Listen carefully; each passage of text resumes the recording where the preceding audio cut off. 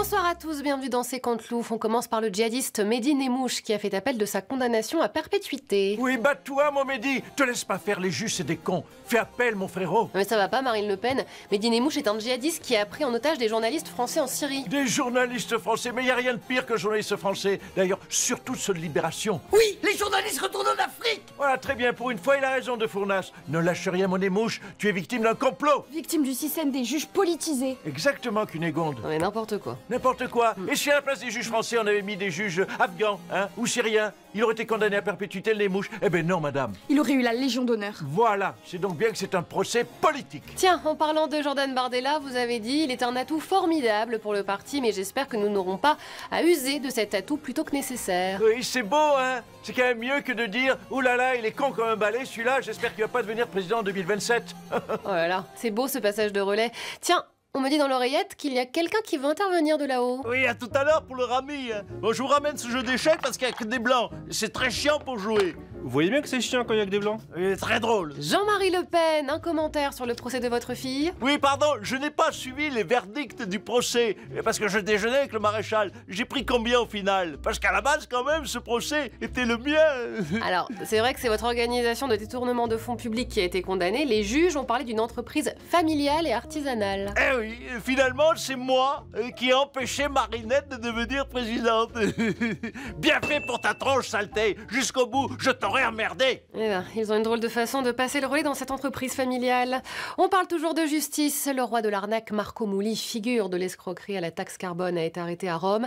Il était en fuite pour éviter son nouveau procès. Oui, mais tiens bon, mon Marco, on va essayer de te sortir de là. Faut surtout pas que t'assistes à ton procès parce que c'est ça l'autre juge. Ils vont te condamner. Non mais vous arrêtez tous là de saisir la justice. Marco Mouli a détourné des millions d'euros d'argent public. Mais on s'en fout, parce qu'il est sympa, mon Marco, il est rigolo, il chante des chansons chez Hanouna. Vous l'avez dit, c'est le roi de l'arnaque. Pourquoi vous voulez toucher au roi d'abord, hein? Le roi de la pomme de terre, c'est Vico. Vous voulez le mettre en tôle, Vico?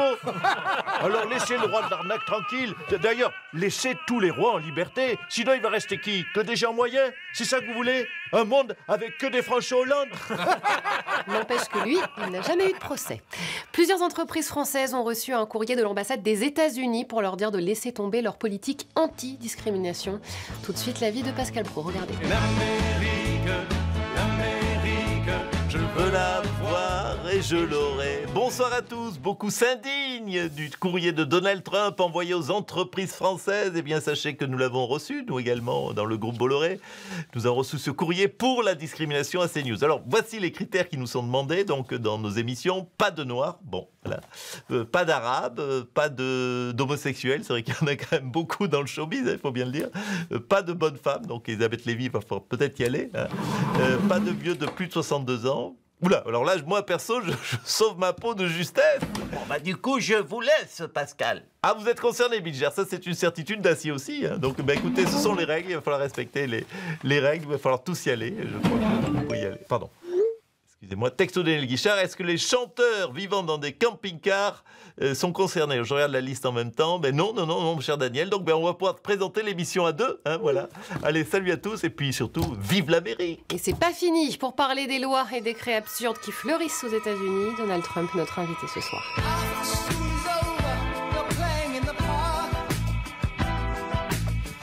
Le gouverneur de Floride a décidé de faciliter le travail des enfants, y compris la nuit, pour compenser la perte de main-d'œuvre due aux expulsions de sans-papiers. Bonsoir, Donald Trump. Allez, la prof gauchiste, ça dégage. Et tous les élèves, je les ai envoyés bosser.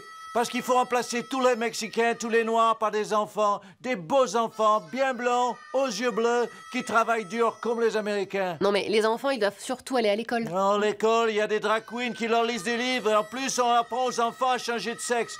Non, c'est de la merde, l'école. C'est pour ça que j'ai fermé le ministère de l'Éducation. Mais donc c'est pas une blague, vous voulez faire travailler les enfants à l'usine? Yes, ça travaille très bien, les enfants. Regarde ton iPhone, il est fait par un enfant chinois, il marche très bien. Alors on arrête d'envoyer les enfants à l'école et on les met à l'usine. Et ils deviendront aussi intelligents que les Chinois et surtout pas homosexuels.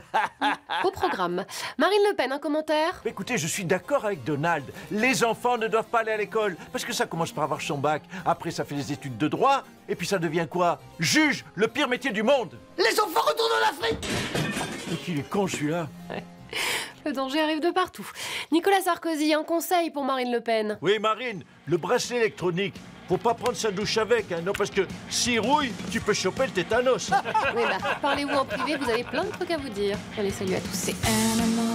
The animals, trap, trap, trap till the cages fall.